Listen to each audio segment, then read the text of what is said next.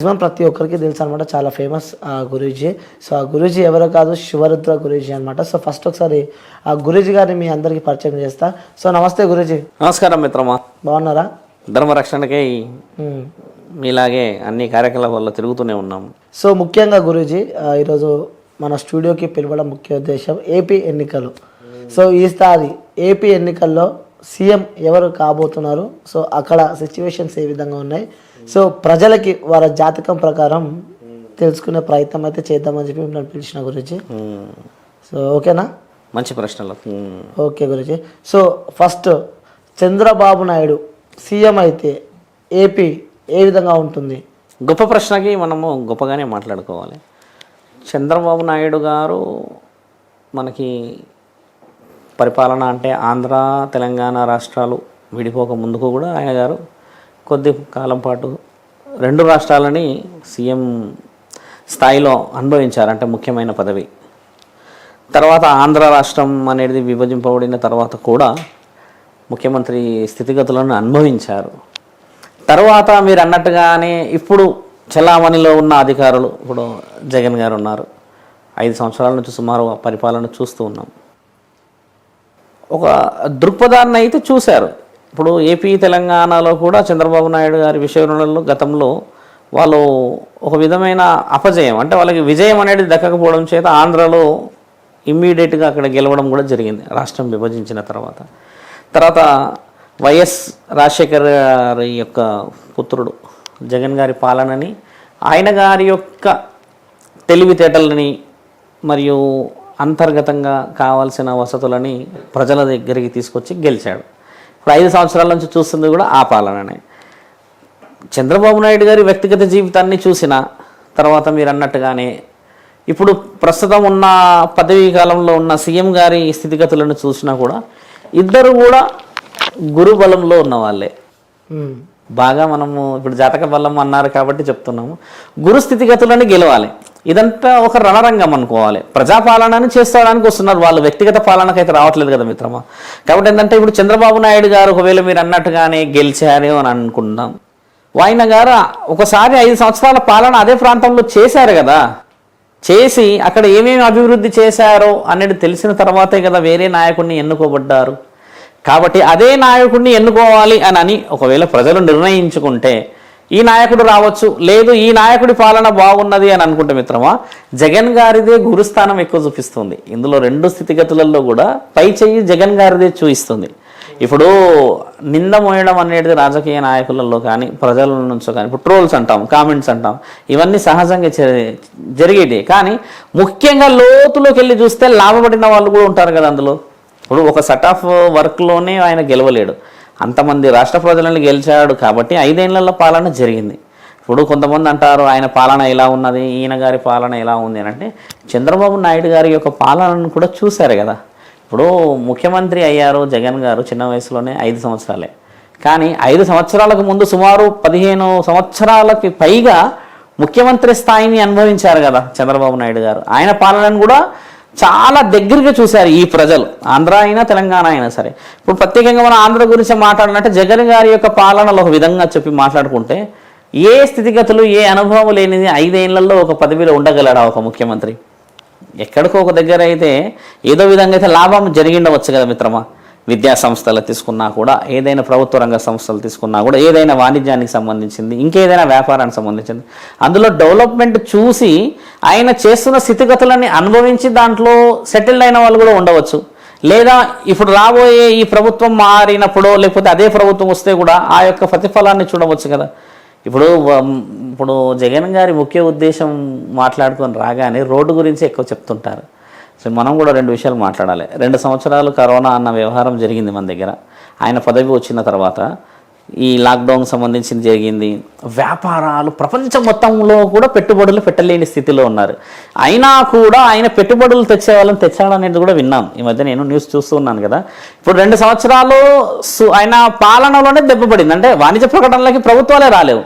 అలాంటి దాంట్లో ఇప్పుడు ఉన్న 3 సంవత్సరాల్లో గత ప్రభుత్వం చేసిన ఏదైనా చిన్న పెద్ద కార్యక్రమాల్లో కానీ, అప్పులే కానీ, ఇంకేదైనా వెసులుబాట్లే కానీ, అందుబాటులో రాదు పథకాలే కానీ ఏవి కూడా రాని సమక్షంలో ఈ 3 సంవత్సరాలు పాలన చేసినప్పుడు జగన్ గారు ఈ 5 సంవత్సరాలు 2 సంవత్సరాలు ఒక విధంగా చూస్తే బయట నుంచి ఏ పెట్టుబడులు రాలేవు. మీకు తెలిసిందే కదా లాక్డౌన్ ఎఫెక్ట్ ఏ విధంగా ఉండేను. కాబట్టి ఏంటంటే గురుస్థాయి జగన్ గారిది మరియు చంద్రబాబు నాయుడు గారిది ఇద్దరిది చూపిస్తుంది. కాబట్టి ఇద్దరి యొక్క గజబలం చాలా ముఖ్యమైనది ఇక్కడ. ఈ పోరులో ఎక్కువ శాతంగా జగన్ గారిది చూపిస్తుంది. ఒకవేళ జగన్ గారు వచ్చారే అనుకోండి, అదే పాలనని కంటిన్యూ చేయడం ఒక విధంగా ప్రజలకి కొంచెం తోయడం వరకు జరుగుతుంది. లేదు ప్రభుత్వం మారింది అనుకోండి, మళ్ళీ బంతి వెనక్కి తీసి ముందుకు తీసుకెళ్లాల్సిన పరిస్థితిలో మోసపోయినా కూడా నష్టపోయినా కూడా ఏదైనా వెసులుబాట్లు అందని వాళ్ళు ఎవరు మిత్రమా? సామాన్యమైన ప్రజలే. అంటే ఇక్కడ వేత్తలు అంటే రాజకీయ వేత్తల్లో మార్పు వచ్చినా కూడా మార్పు రాని వ్యక్తులు సామాన్యమైన బ్రతుకులే కదా. కాబట్టి ఆల్రెడీ ఉన్న ఒక లీడర్, ఇప్పుడు ఉన్న వైఎస్ గారే వచ్చారే అనుకున్నా కూడా జగన్ గారు, ఆయన కొన్ని విషయ వివరణలో విద్యా సంస్థలు కానీ ఇంకే విషయాల్లో అన్ని వాణిజ్య ప్రకటనలు తెచ్చిపెట్టుకున్నారు. ఇకపైన అవి సుస్థిరంగా ముందుకు రావచ్చు. అంటే గజబలం కనబడుతుంది కదా అక్కడ. గురుస్థాయి అంటారు దాన్ని.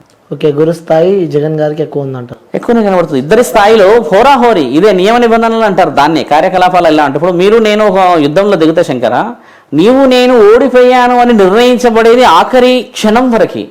ఇప్పుడు జగన్ గారు గురుస్థాయి ఉన్నది అని అన్నాను, అలాగే చంద్రబాబు నాయుడు గారు కూడా ఉన్నది అని అంటున్న ఆ క్షణాన్ని ఏ క్షణమైనా లాస్ట్ క్షణం ఒక ఓటుతో మారవచ్చు. ఇదే చంద్రబాబు నాయుడు ముందుకు పోవచ్చు, లేదా ఇదే జగన్ గారు ముందుకు పోవచ్చు. ఈ స్థితిగతులు చాలా ముఖ్యమైనవి ఇక్కడ. ఇప్పుడు మీరు అన్నట్టుగా సో ఇప్పుడు చంద్రబాబు నాయుడు మళ్ళీ గెలిస్తే సో అగ్రికల్చర్ కానీ పంటలకు సంబంధించి ఏ విధంగా ఉంటాయి ఇవి? చూడండి, ఇప్పుడు మనం మీకు ఒక చిన్న విషయం ఏం చెప్పానంటే 15-16 సంవత్సరాలు ముఖ్యమంత్రి స్థాయిని చూశారు ఆయన. వాణిజ్య ప్రకటనలు కానీ తర్వాత కొన్ని ఏరియాస్లో జరిగిన అభివృద్ధిని చూస్తే చంద్రబాబు నాయుడు గారు వచ్చేసి దిట్టమైన పనులు చేశారు కొన్ని. అయితే రాష్ట్రం విభజించబడిన తర్వాత మనకు ఎక్కువ శాతంగా ఏంటంటే మిత్రమా, డబ్బు యొక్క కొరత ఏర్పడింది. రాజధాని గురించి మాట్లాడుకుంటే విజయవాడలో ఆ ప్రాంతాన్ని చూస్తే మిత్రమా, మొదటి 5 సంవత్సరాల్లో చంద్రబాబు నాయుడు గారు చూయించుకునే స్థితిగతులు రాలేవు అక్కడికి. ఎందుకంటే ఒకసారి రాష్ట్రంలో ఉన్న ఏదైతే బడ్జెట్ ఏదంటే ఆదాయం చూస్తామో, రాష్ట్రం విభజించిన తర్వాత మన రాష్ట్రానికి కావాల్సిన వసతులన్నీ ఒక దగ్గర ఉంటే తెలంగాణలో, ఆంధ్రాకి వెళ్ళిన వసతులు వేరే ఉన్నాయి. ఆయన గారు కూడా అక్కడ పుంజుకోవడానికి 5 ఏళ్ళు పట్టింది. ఆ లోపు మనకి ప్రభుత్వం మారిపోయింది. ఇప్పుడు అదే స్థితిగతులు మళ్ళీ ఏర్పడతాయి. ఇప్పుడు ప్రభుత్వం ఇప్పుడు వైఎస్ గారి యొక్క పుత్రుడు జగన్ గారు చేసిన కార్యకలాపాలన్నీ ఒక స్థితిగతుల్లో ఒక సెటప్లో ఉన్నప్పుడు మనం ఇంకో సెట్కి తీసుకెళ్ళాము. ఇప్పుడు పాలన మారింది అనుకోండి, మళ్ళీ అదే పాలన రాసి పెట్టాల్సి వస్తుంది. అంటే మళ్ళీ మొదటి నుంచి చేయాలి కదా మిత్రమా. అంటే గతంలో లాగానే కరువులు మళ్ళీ ఏర్పడతాయి. నష్టం అనేది జరగదని గ్యారంటీ ఎక్కడ లేదు కదా. ఆల్రెడీ రాష్ట్రం కొన్ని అప్పుల్లో మునిగి ఉంది, వ్యాపారవేత్తలు లేరు, ఉద్యోగాలు లేవు, ఇంకా ఎన్నో చిన్న చిన్న విషయ వివరణలో ఉన్నప్పుడు చంద్రబాబు నాయుడు గారు సీఎం అయ్యారే అనుకుందాం. ఈయన గారు కూడా పరిపాలన అనేది మళ్ళీ ఒక ట్రాక్లోకి తీసుకురావడానికి సమయం పడుతుంది కదా శంకర. అంత మన ఓపిక ఉందంటారా? ఇప్పుడు ఉన్న మీరైతే అన్ని ఇంటర్వ్యూ చూసి వస్తారు, చేసి వచ్చారు, చాలా మందిని కలిసి వచ్చారు, ఆంధ్రాలో ప్రత్యక్షంగా చూశారు కాబట్టి స్థితిగతులు మీకు కనబడుతున్నాయి కదా. కొత్త ప్రభుత్వాన్ని ఒకవేళ ఆశించింది అనుకోండి, ప్రజల చేతిలో ఉంటుంది.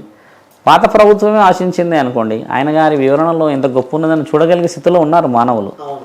సో అంటే చంద్రబాబు నాయుడు సీఎం అయితే సో మళ్ళీ అంటే పాతకాలంలోకి వెళ్ళాల్సిందే. సో మళ్ళీ అవే పంట నష్టాలు, కరువులు ఇవన్నీ వస్తాయని చెప్తున్నా.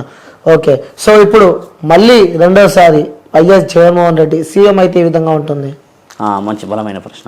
చూడండి, ఇప్పుడు వైఎస్ గారి యొక్క కొడుకు వచ్చారు, బాగా పాలన చేశారంటే రాజశేఖర రెడ్డి గారి యొక్క పాలనను కూడా గుర్తు చేసుకుంటాం ఎక్కువ తరుణంలో చూస్తే.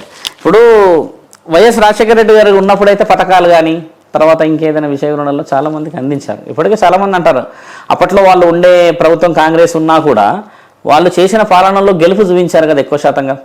చాలామంది ఏమంటారంటే వైఎస్ గారు ఉంటే బహుశా ఈ విధంగా ఉండకపోయేది రాజకీయాలు ఇలా అంటుంటారు. అంటే ఆ మహనీయుడు ఏ గొప్పతనం చెయ్యంది అయితే ఎవరి మనసులో నుంచి ఆ మాట రాదు కదా మిత్రమా. కాబట్టి నేను చెప్పేది ఏంటంటే మిత్రమా, ఆయన గారి రక్తమే కదా ఇది. కాబట్టి మంచితనం ఉండదంటారా? ఇది కూడా ఆలోచించాలి మీరు. రక్తానికి ఉన్న విలువ అది. ఇప్పుడు మోసం చేశాడు, రోడ్లు వేయడు, మోసం చేయాలి అంటే మీరు ప్రశ్నించండి. ఒక రాజకీయ నాయకుడిని మీరు అడగండి. అడిగే హక్కు మనకి ఇచ్చారు ప్రభుత్వం నుంచి. అంతేకాని ఇప్పుడు ఓటు అనే విషయ వివరణకు వచ్చి ఈ ఓటు వల్ల నేను వేరే ప్రభుత్వాన్ని మార్చేసుకుంటాను, వేరే అది చేసుకుంటానంటే ఇప్పుడు రాజకీయవేత్తల అనుభవాన్ని కూడా చూడాలి. గతంలో జరిగిన గొప్ప కార్యక్రమాలు, గతంలో జరిగిన కార్యక్రమాల్లో ఎంత ఫలితాన్ని ప్రభుత్వాల నుంచి ప్రజలు పొందారో, ఎంతమంది పడ్డారో కూడా చూడడం ముఖ్యమైనది. చంద్రబాబు నాయుడు ప్రభుత్వంలో ఎంతమంది బాగుపడలేరు అంటారు? చాలామంది బాగుపడ్డారు కదా. కానీ ఎక్కడ ఇప్పుడు నష్టపోయారు? మళ్ళీ రాష్ట్రాలు విభజించబడ్డాయి అంటే అది నిర్ణయాలతోనే అయ్యింది కదా. ఇప్పుడు ఎవరి గురించి కూడా ఆలోచించాలన్నా కూడా ప్రభుత్వాన్ని ప్రజలు ఎన్నుకోవాలి.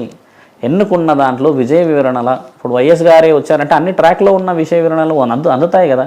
విద్యారంగంలో చూడండి, ఇప్పుడు ఒక 10-20 మనుషుల్ని కలిసినప్పుడు చెప్పిన విషయం 10 మంది ఈ విధంగా డెవలప్ ఉన్నాయండి, చేయవచ్చు అని చెప్పారు. రోడ్డు అనే విషయమే తప్పితే జగన్ గారి మిగతా పాలనలో ఏది మీరు ఎక్కడన్నా చూపించారు, మీకు కనబడింది ఎక్కడన్నా? మీ ఆలోచనలో, మీ అనుభవంలో రోడ్డు అనే విషయమే ఒకటే మాట్లాడారు, కానీ అంతకు మించి ఇంక వేరే ఏమున్నది? ఇప్పుడు చూడండి, వ్యక్తిగతంగా ఆయన గారి యొక్క టాలెంట్ అది. లీడర్గా నిలబడి ఎన్నో చేసి ఎన్నో వివరణ అందించాడు కదా. ఇప్పుడు పాలకులు వాళ్ళు పాలిస్తున్న పరిస్థితిని ప్రజలు అడగకపోతే, ప్రశ్నించకపోతే మరి ఏ విధంగా మనము అభివృద్ధిని ఆశించవచ్చు మిత్రమా? అవును, ఓకే. అగ్రికల్చర్ పరంగా, వ్యవసాయ పరంగా ఏ విధంగా ఉంటుంది అనుకో? అగ్రికల్చర్ పరంగా చూడు మిత్రమా, ప్రభుత్వాలు ఏది వచ్చినా, ప్రభుత్వం ఏ విధంగా పోయినా కూడా ఒక రైతుని ఆదుకునే స్థితిగతులు వచ్చే ప్రభుత్వమే ఇప్పుడు. ఎందుకంటే కరోనా వల్ల కానీ ఇంకేదైనా స్థితిగతులు కానీ, ఇప్పుడు మండుతున్న ఈ ఎండల వల్ల కానీ రానున్న వర్షాకాలంలో బీభత్సం సృష్టించే అవకాశాలు ఎక్కువ శాతంగానే ఉన్నాయి. నిన్నే చూశారు కదా ఎంత నష్టం, 2.5 గంటలు పడ్డది వర్షం. ఇలాగే ఒకవేళ వర్షాకాలంలో పడితే పంట చేతికి వచ్చేసి దాని యొక్క స్థితిగతులు కావాల్సిన ధరలు రాకపోతే ప్రభుత్వం ఆదుకోవాల్సిందే. అలాంటి నిర్ణయాలు ఆదుకుంటే రైతుల్ని ఏ ప్రభుత్వం వచ్చినా కూడా వాళ్ళని గెలిపించిన వాళ్ళం అవుతాం కదా. ఈరోజు మిమ్మల్ని ఆశతో గెలిపించుకుంటున్నారు. వ్యవసాయ రంగం అనేది ప్రకృతి పరంగా జరుగుతుంది, దాని వాణిజ్యంగా ప్రభుత్వం ఆదుకుంటేనే ముందు మనకు అడుగు. అంతేగా మిత్రం, లాస్ కాకూడదు. అవును. సో అంటే ఆ ప్రభుత్వం ఆదుకుంటుంది అనుకోవచ్చు. జగన్ గారి ప్రభుత్వంలో వర్షాలు బాగా కురుస్తాయి కూడా అంటున్నారు కొంతమంది. కొంచెం వర్షాలు కురవాలి కూడా. ఇంతటి ఎండలు పడుతున్నాయంటే దీంట్లో ప్రకృతి పరంగా కొన్ని నియమాలు ఉంటాయి శంకర్. ఎండలు బాగా వచ్చాయి అనుకోండి, వర్షాలు వస్తాయని అర్థం. ఒకవేళ ఎండాకాలంలో వర్షాలు వచ్చాయనుకోండి, పోయిన సంవత్సరం జరిగింది, వర్షాకాలమే కనబడింది ఎండాకాలం మొత్తం. మీరు బాగా గమనించండి, 15-16 రోజులు వర్షాలు వచ్చాయి. మన హైదరాబాద్లో కూడా వచ్చాయి. అలాగే మళ్ళీ ఎండాకాలం అయినాక వర్షాకాలం వర్షాలు రాలేవు. చూడండి మన దగ్గర చాలా అడపదడప వర్షాలే కానీ తీవ్రమైన వర్షాలు రాలేవు. ఈసారి ఎండలు తీవ్రంగా ఉన్నాయి కాబట్టి వర్షాలు రావాలనే కదా ప్రకృతి నియమం అది. ఇలాంటి స్థితిగతుల్లో వ్యవసాయం అభివృద్ధి చెందుతుంది. ప్రభుత్వం నుంచి ఆదుకోవడం అనేది చాలా ముఖ్యమైనది. ఏ ప్రభుత్వం వచ్చినా వ్యవసాయాన్ని ఖచ్చితంగా ఈసారి బయటికి పెకిలించి తీసి ఆదుకుంటుంది. ఇప్పుడు మొదటి స్థితి అదే కదా మిత్రమా. సో గురూజీ, next Pawan Kalyan. So Pawan Kalyan CM అయ్యే అవకాశాలు ఉన్నాయంటారా? మొదటి ప్రశ్నలో మీరు అడిగినట్టుగా 2 రాజకీయవేత్తల యొక్క ఉగ్ర పోరాటం ఇది. రాజశేఖర్ రెడ్డి గారి యొక్క కొడుకు, రక్తంలో ఉన్న రాజకీయం అని చెప్పాను. ఒకటి చంద్రబాబు నాయుడు గారి యొక్క అనుభవం, సుమారు 40 ఏళ్ళ అనుభవం అది. వీరిద్దరి యొక్క పోరాటంలో సినీ పరిశ్రమ నుంచి వచ్చిన మీరన్న పవన్ కళ్యాణ్ గారు అంటే చలనచిత్ర కళాకారుడు కాబట్టి ఆయన నైపుణ్యత కూడా ఎక్కువ శాతంగా చూస్తే ప్రజలకి మంచి చేయాలని తిరుగుతున్నారు. ఇక్కడ ఇంకో విషయం ఏమొచ్చిందంటే మిత్రమా, ఆయన గారి యొక్క స్థితిగతులను మనం చూసిన ఈ తరుణం ఏతుందో, ఈసారి ఆయన గారు ఏదైతే జరుగుతున్న రాజకీయ ప్రయాణంలో స్థితిగతులను అనుభవించగలరు కానీ తారాస్థాయికి చేరుకోకపోవచ్చు. తారాస్థాయి అంటే ఏంటంటే మిత్రమా, మీరు అన్నట్టు ఒక ముఖ్యమంత్రి స్థాయి అంటారు, ఒక ఎమ్మెల్యే స్థాయి అంటారు, ఎంపీ స్థాయి. స్థితిగతులు అంటే ఈయన గారు కష్టపడిన దానికి ఈసారి ప్రతిఫలం రాబోతున్నది, ఇది మాత్రం ఖచ్చితమే. కానీ ఇప్పుడు ఇంత 2 పెద్ద దిగ్గజాలు ఉన్న చోట వారి పై స్థాయి తీసుకునే అవకాశం రాకపోవచ్చు. ఎందుకంటే వైఎస్ జగన్ గారి యొక్క నాలెడ్జ్ కూడా ఇట్ ఈస్ రిమార్కబుల్, చాలా బాగా అనుభవం చూసిన వ్యక్తి. ఇప్పుడు చంద్రబాబు నాయుడుది కూడా అదే. ఎక్కడో సింగపూర్ నుంచి ఉన్న వాళ్ళని అసెట్స్ తీసుకొచ్చారు వాళ్ళు. అలాగే ఇప్పుడు వైఎస్ రాజశేఖర రెడ్డి గారి యొక్క కొడుకు కూడా అదే చేశాడు. ఇప్పుడు జగన్ గారి యొక్క పాలన కూడా అదే. ఇప్పుడు ఎవరు వచ్చినా కూడా డెవలప్మెంట్ కావాల్సినది ఆంధ్ర రాష్ట్రమే. ఇప్పుడు చలనచిత్ర కళాకారుడు వచ్చిండే అనుకుందాం మిత్రం, పవన్ కళ్యాణ్ గారు వచ్చారనుకోండి, ఆయన గారికి మళ్ళీ 3-4 సంవత్సరాలు పట్టవచ్చు కదా. అంటే ఒక విధంగా ఎనికి జరిగే స్థితి రావచ్చేమో బహుశా. ఆయన గారి పాలన మళ్ళీ ఆయన చూసే, ఇప్పుడు ఆయన చేసే ఫాలో అప్ కానీ ఏదైనా కూడా చాలా గొప్పగా అనిపిస్తుంది. ఎందుకంటే చాలా దగ్గరికి వెళ్ళి మాట్లాడడము, ఏదో అనుభవించి. ఇప్పుడు ఆయనకు అవసరమే లేదు, ఎందుకంటే ఆయన గారు కూడా కొంచెం జీవితాన్ని మంచిగా చూసిన వ్యక్తే కదా. రాజకీయాలకి రావాలి అని అంటే కారణ జన్ముల వల్లనే అవుతుంది, అంత సులభంగా ఎవరు రారు. పరువుని, తర్వాత మర్యాదని అన్నింటినీ కూడబెట్టాలి అక్కడ. అవి పోయే స్థితికి రావచ్చు, పెరగవచ్చు. ఇప్పుడు ప్రస్తుతానికి ఆయన గారికి ఎన్నో అవమానాలు జరుగుతున్నాయి, ఎన్ని విషయాలలో దెబ్బపడుతున్నారు, ఎన్నో విధాలుగా అవమానపరుస్తున్నాడు. ఎన్ని అవమానాలని తట్టుకుంటున్నారంటే ఆ గుండెకి కొంచెంలో కొంచెమన్నా మంచి చేయాలని ఉండవచ్చు కదా మిత్రమా. కాకపోతే గురుస్థాయి ఇంకా కనబడడం లేదు. కానీ విషయ వివరణలో ఇప్పుడు చూడండి, గతంలో ఇదే చలనచిత్రాల్లో ఉన్న వాళ్ళు ప్రభుత్వంలో ముఖ్యమంత్రి స్థితిని అనుభవించిన వాళ్ళు చాలామంది ఉన్నారు. ఆ స్థితిలో ఈయన గారి ప్రయాణం కూడా చిరస్మరణీయం. కాబట్టి ఏంటంటే పవన్ కళ్యాణ్ గారి యొక్క వివరణకు వెళ్తే ఇప్పుడు 3 దిగ్గజాలు అక్కడ, అందులో 3వ స్థితిలో ఉన్నారు. చిన్న పెద్ద లీడర్స్ మీరు అన్నట్టుగా వేరే వాళ్ళు ఉన్నారు, కానీ ఎక్కువ శాతంగా రన్నింగ్ అవుతున్నది వీళ్ళే కదా మిత్రమా. కాబట్టి ఏంటంటే మీరు అన్నట్టుగా పవన్ కళ్యాణ్ గారికి ఆశించిన స్థాయి రావచ్చు. కాకపోతే ఏంటంటే రాత్రికి రాత్రి ఏదైనా విషయ వివరణలో మార్పు రావచ్చు. మళ్ళీ అదే చంద్రబాబు నాయుడుకు అదే విధంగా జరగవచ్చు. రాత్రికి రాత్రి వీళ్ళు ఏం ఆలోచించి పొద్దున్నే లేచి వాళ్ళు ఓట్లు ఎవరికి వేస్తారో తెలియదు. ఇదే మనుషులు పొద్దున్నే లేచి ఎవరికి వేస్తారో తెలియదు. ఇదే మనుషులు ఎవరికి వేస్తారో తెలియదు. ఇప్పుడు ఓటు హక్కు అనేది ఒక మనసుకి, శరీరానికి, ఆలోచనకి, అంతఃకరణ శుద్ధికి సంబంధించింది కదా మిత్రమా. కాబట్టి ఏంటంటే మేము ఇక్కడ ఇంత ఇస్తున్నామనో లేకపోతే వాళ్ళకి ఈ విధంగా ఓటేస్తే ఇస్తున్నామని అనడం అవాస్తవం. వాస్తవం ఏంటంటే ఏది ఇచ్చినా ఏది ఇవ్వకపోయినా మనసులో ఉండి వేసే ఓటుకే విలువ, అది ఎప్పటికైనా అదే గెలుస్తుంది. సో ఇప్పుడు వైఎస్ జగన్మోహన్ రెడ్డి గారు ఒకవేళ మళ్ళీ సీఎం అయితే అభివృద్ధి ఏ విధంగా ఉంటుంది అక్కడ? ఖచ్చితంగా మీరు అన్నట్టుగా మొదట రోడ్లు అభివృద్ధి చేయాల్సిందే ఆ మహనీయుడు. మీరు అన్నట్టుగానే అంతా మొన్న ఈ మధ్య మాకు ఒక వ్యక్తికి చిన్న మాటలో ఆయన శ్రీకాకుళం నుంచి వచ్చారు అన్నప్పుడు అని చెప్పిండు. ఆయన రోడ్డు గురించి అంటే ఊరుకోండి స్వామి అలా అనకూడదు, ముఖ్యమంత్రి కదా ఆయన కూడా. 2 సంవత్సరాలు అసలు ప్రభుత్వాల నుంచి సపోర్ట్ దొరకలేదు. అంతకు ముందుకు ఇంతో అంతో అప్పో ఏదో చేసి ఉండే రాజధాని గురించి గొడవలు అయినాయి. ఇంత దాంట్లో బడ్జెటే లేనిది ఏ విధంగా పోతాడు అన్న మాట నాకంత అంత అవగాహన రాలేదు. ఇప్పుడు ఈయన గారి చేతిలో సమయం కూడా తక్కువ ఉండే కావచ్చు బహుశా. ఇప్పుడు ప్రభుత్వం నుంచి వచ్చిన అవసరాలను బట్టి ముందుకు వెళ్తామా లేకపోతే సొంతంగా డబ్బులు తీసి పెడతామా మిత్రమా? ఏదన్నా మనం డెవలప్ చేయాలంటే ఆయన దగ్గర ఎన్నుంటే నీకెందుకు మిత్రమా? ప్రభుత్వం నుంచి వచ్చే స్టేట్ విషయాన్ని ఖర్చు పెట్టగలుగుతాడు కదా. అదే మనం మాట్లాడుకోవాలి. కానీ నిర్ణయాలు ఇంకా తీసుకోలేకపోతున్నాడు, ఇంకా అంత అనుభవం లేదు అనడం ముమ్మాటికి అది నిజం కాదు. ఎందుకంటే అది వాస్తవం. ఇప్పుడు ప్రభుత్వం నుంచి నీకు బడ్జెట్ వచ్చింది, ఆల్రెడీ కొన్ని అప్పుల్లో ఉన్నాము, లేదా ఇంకా రోడ్డు గురించి మాట్లాడుతున్నాం, లేదా ఏదో విద్యా సంస్థల గురించి మాట్లాడుతున్నాం, లేదా ఏదో వ్యాపారానికి అభివృద్ధి మాట్లాడుతున్నాము అని అంటే మిత్రమా ఆయన చేసే స్థితిగతుల్లో నించొని ఆలోచించగలిగిన వ్యక్తే. కానీ ఏంటంటే ఆ విధంగా ఆయనని తక్కువ అంచనా కూడా వేసి పెట్టినారు చాలా మంది కదా. అలా అంచనా వేయకూడదు అంటున్నాం మేము. ఆయన గెలిచారే అనుకోండి, ఈసారి ఖచ్చితంగా ఆయన డెవలప్మెంట్ చూపించాలి. లేదు అంటే మరోసారి అయినా ఎలక్షన్స్ అయితే ఉన్నాయి కదా, 30 అయితే ఎలక్షన్స్ ఉన్నాయి కదా మిత్రమా. 2029 మళ్ళీ ఎలక్షన్స్ ఉన్నాయి కదా. ఈసారి గెలవగానే ఆయన 100 ఏళ్ళకైతే ఎన్నుకోబడ్డాడు కదా. కాబట్టి ఖచ్చితంగా ఎవరు గెలిచినా, ఇప్పుడు జగన్ గారు గెలిచారు అనుకోండి, వ్యవసాయం 1, రోడ్లు 2, ముఖ్యంగా మాట్లాడితే ఎడ్యుకేషన్. ఇప్పుడు ఏదో వాలంటరీ సిస్టమ్ పెట్టారు, ఏదో ఇంటి ఇస్తున్నారు, ముందుకు పోతున్నారు. తర్వాత పెన్షన్ కూడా ఇంటికి వచ్చే ఇస్తున్నారు, రేషన్ కూడా ఇంటికి వచ్చే ఇస్తున్నారు అని అంటున్నారు కదా. ఇవన్నీ మరి చేయగలుగుతున్న వ్యక్తి ఇంకొక 5 ఏళ్ళు పాలించలేడు అంటారా? అంటే ఈ 5 ఏళ్లలో ఎన్ని డెవలప్మెంట్స్ తెచ్చిండో అందులో అంత ఎనికి కూడా అనుభవం వచ్చిండొచ్చు కదా. నేను ఇది చేయకూడదు, ఇది చేయాలి, ఇది చేస్తే ఇంత నష్టం జరిగింది, దీనివల్ల మానవులకి అంటే ఈ చిన్న స్థాయి వాళ్ళకి ఎలాంటి ఇబ్బందులు జరిగాయని అనవచ్చు. వ్యాపార పరంగా ఆలోచించకండి ఆయనని, రాజకీయవేత్తగా మాత్రమే చూడాలి. వ్యాపారవేత్తగా అంటే మిత్రమా నీ దగ్గర ఎంత తెలివి ఉంటే నువ్వు అంత సంపాదించుకుంటావు. అది వ్యాపారం అనేది నీ యొక్క వ్యక్తిగతమైనది కదా. రాజకీయవేత్తలకు వచ్చేసరికి ఏంటంటే డెవలప్మెంట్ చేశాడనే చాలామంది చెప్తున్నారు. ఇప్పుడు చూడండి, ఆయన రోడ్ షో చేస్తాడు, చంద్రబాబు నాయుడు రోడ్ షో చేస్తారు. అదే మనుషులు ఇందులో ఉంటారు, ఇదే మనుషులు అందులోనే ఉంటారు. అంటే ఇప్పుడు ఇక్కడ తప్పు ఎవరుతుంది మరి? మీరు ఆలోచించండి బాగా. ఇదే మనిషి రాత్రి ఉంటాడు, పొద్దున ఎవరికి ఓటేస్తాడో కూడా తెలియదు. అంటే నిర్ణయం అనేది ప్రజల చేతిలో ఉంది, పాలాడ విషయం. ఇది చాలా ముఖ్యమైన విషయం. డెవలప్మెంట్ ఖచ్చితంగా జరిగి తీరాల్సిందే. ఈసారి అన్న రాజధానికి పేరు వచ్చేసి తర్వాత కావాల్సిన ఈ పెట్టుబడులు, రావాల్సిన ఉద్యోగాలు, పిల్లలకి కావాల్సిన భవిష్యత్తు, ఇది ఖచ్చితంగా జరగకపోతే ఇప్పుడు ఆ వైఎస్ రాజశేఖర రెడ్డి గారి యొక్క పాలనకి విలువ రావాలంటే ఇప్పుడు అంటే జరుగుతుంది అనుకోవచ్చా? ఖచ్చితంగా జరగాలి.